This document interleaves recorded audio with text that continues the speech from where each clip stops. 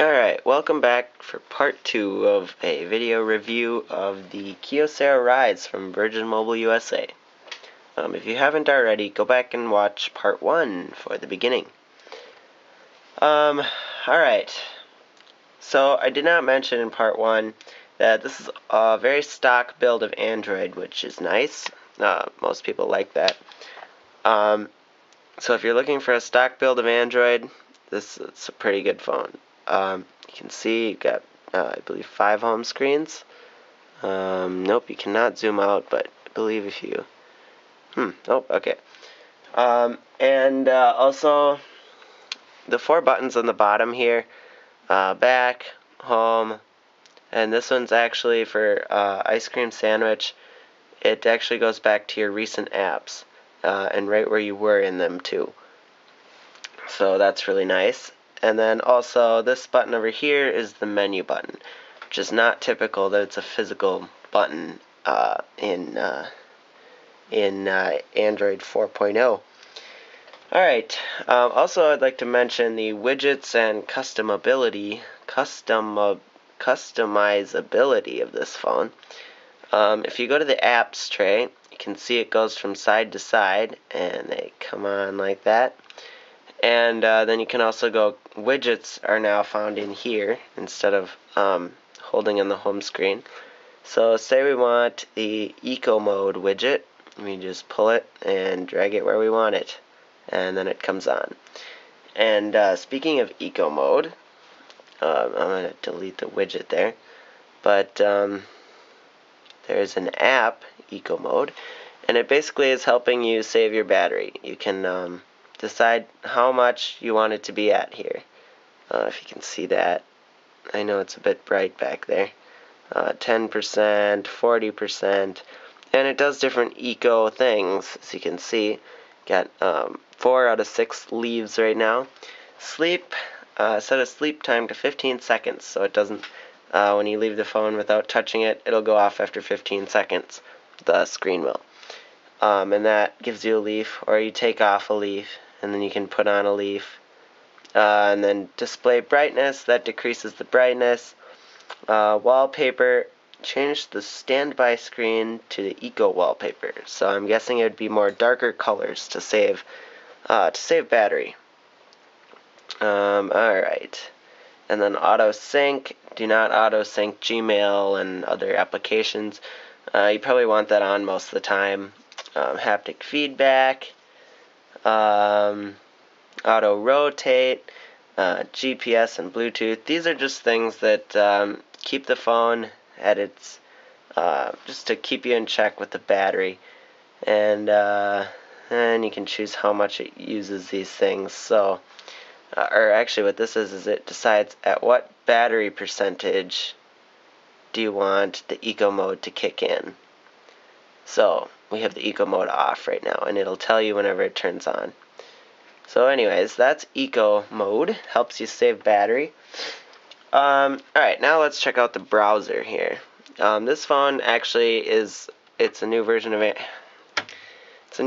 Android, so you can use Google Chrome on it. And Google Chrome is actually not the standard browser though. So I won't really go over this except to say it's really nice. Tabs. If you look at this tab interface here, for example, you've got YouTube, which is loaded what it's looking at, and whatever's up there, and you just kind of go in there.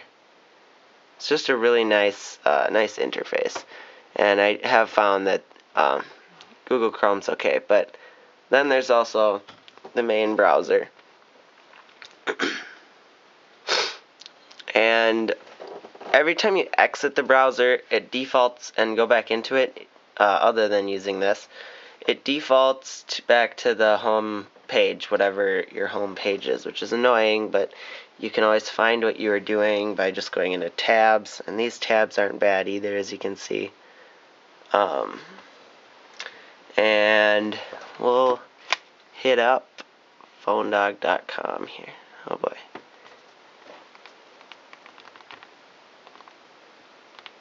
Alright, we'll let that load.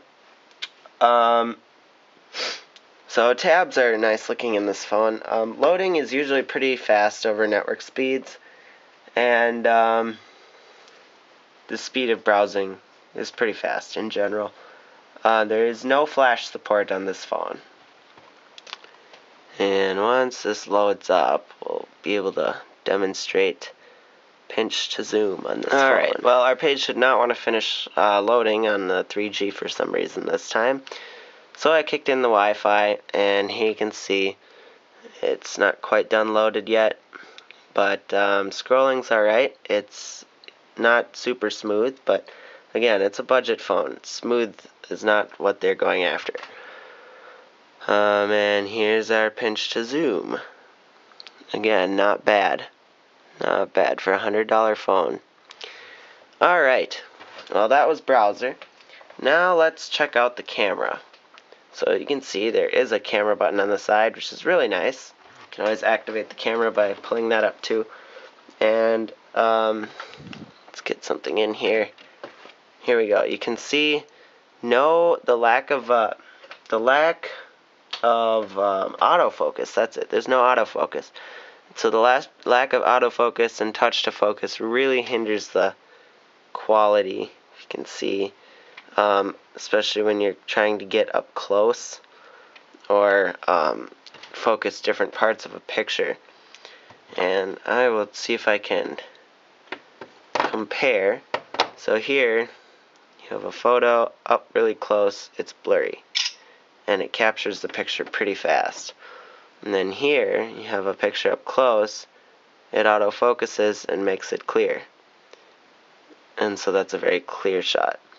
So that's the difference. And tap to focus also, it's where you can tap on a certain part of a picture to focus in. And the Rise does not have that. So the camera is actually the major downside to this phone. The camera is really a piece of crap. 3.2 megapixels. Pictures don't turn out very nice. The camera app, though, is pretty decently speedy on this phone, which is really nice. You can see it loaded pictures on there quite fast. Faster than my MyTouch 4G, that's for sure. You can see, you can go through.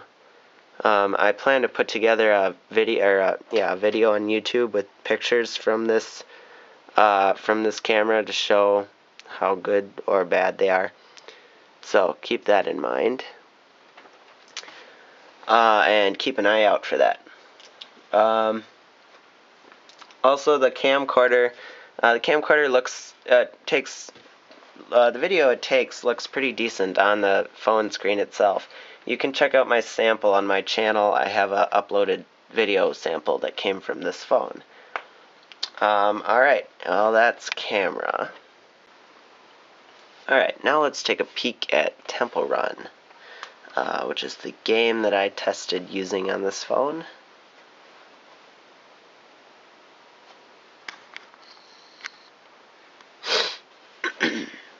The game ran pretty smoothly for the most part, but every now and then, a couple times, it froze on me. There we go. Let's run through it a little bit quick.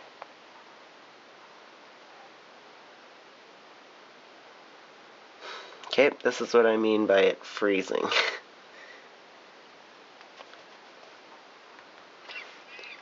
Oh, there we go, see? Took a minute there.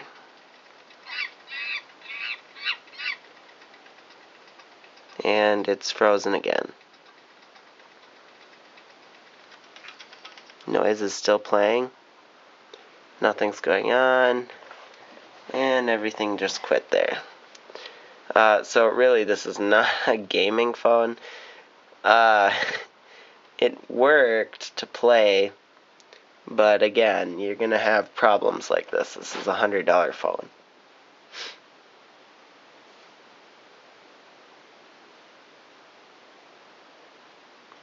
Daily apps are just fine as well. They again, occasional crash, and they were a bit jumpy when scrolling. Okay, this is a problem. Hasn't been this bad before. So, in general, it'll get by your daily apps just fine. Games, on the other hand, I guess, aren't doing so hot.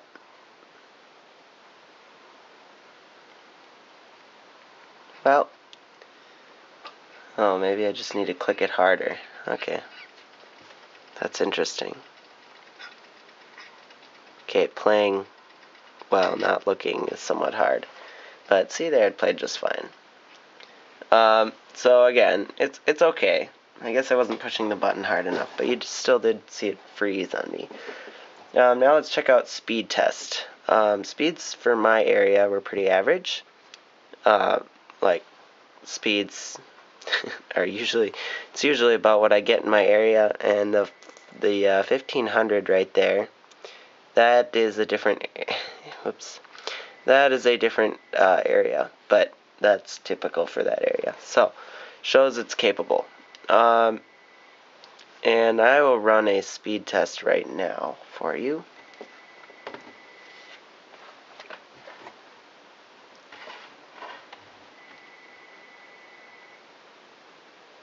You can see we've got 200 milliseconds. What am I doing? Earlier, when I needed Wi-Fi to load that page, turned Wi-Fi on.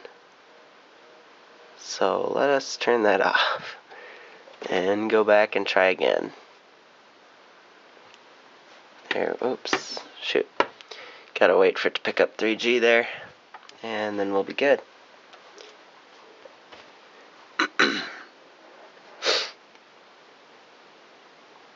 Oh, come on. There we go. Alright, we'll run that through.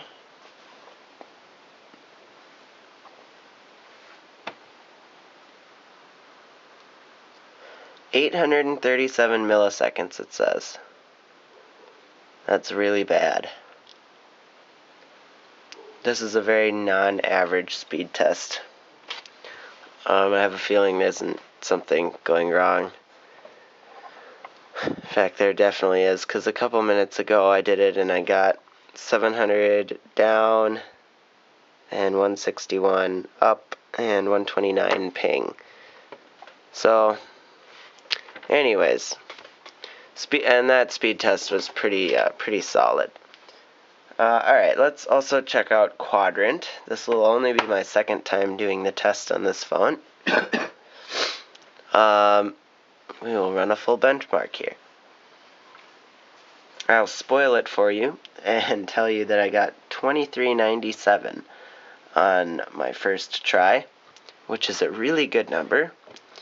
In fact, it was about on par with the LG Optimus 2X, which is a great phone, and that one's actually higher end, and also it beat this one by quite a bit. My Touch 4G, which is a very solid phone. It's old, I know, but it's still a better phone than this one. But 2397 is really a great number to get. So I think it is in part due to the ice cream sandwich it has, and the 1 GHz processor, but the ice cream sandwich, newer versions of Android always get higher numbers.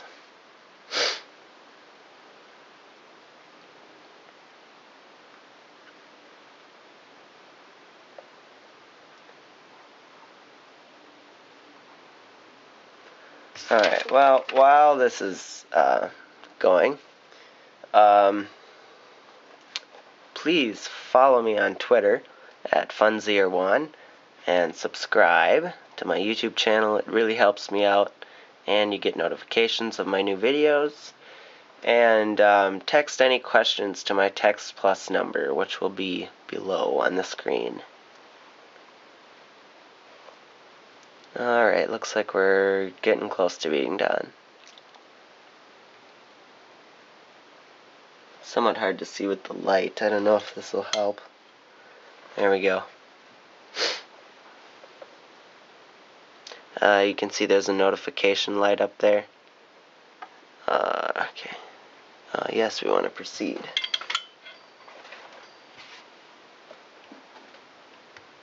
Notification light can blink for different things like email and text and stuff. Alright, and this time we got, I don't know if you can read that number there. It's kind of hard to see, but your device is right there, right under the LG Optimus 2X. This time it only got 2140, but still not a bad number at all for this phone. So, that is a plus. So again, thanks for watching, and please subscribe and follow me on Twitter at Funzier1, and text me my Text Plus for questions.